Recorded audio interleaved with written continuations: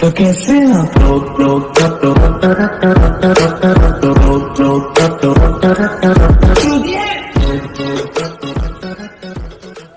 आखिर क्या है डंक की प्रोसेस, आइए समझते हैं। तो हेलो गाइस, मेरा नाम है Vaibhav and you watching tech YT.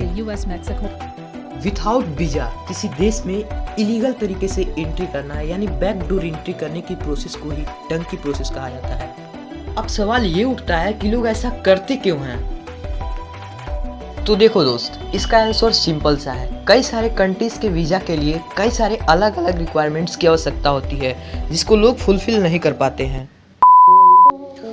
और मजबूरन उन्हें इन प्रोसेस का इस्तेमाल करना पड़ता है उन देश में जाने के लिए। पहले इस शब्द का उपयोग केवल यूके के लिए ही किया जाता था।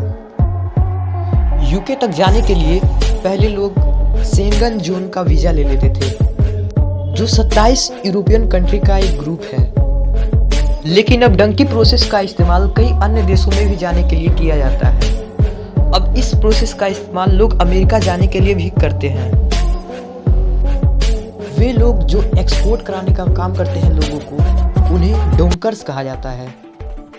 इंडिया के 3 ऐसे भी राज्य हैं जहां से लोग ज़्यादा मात्रा में डंकी प्रोसेस का इस्तेमाल करके अमेरिका तक पहुंचते हैं। वे हैं पंजाब, हरियाणा और गुजरात। यूएसए के नॉर्थ में पड़ता है कनाडा।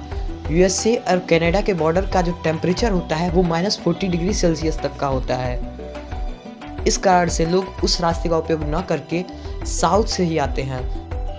यूएसए के साउथ में पड़ता है मैक्सिको।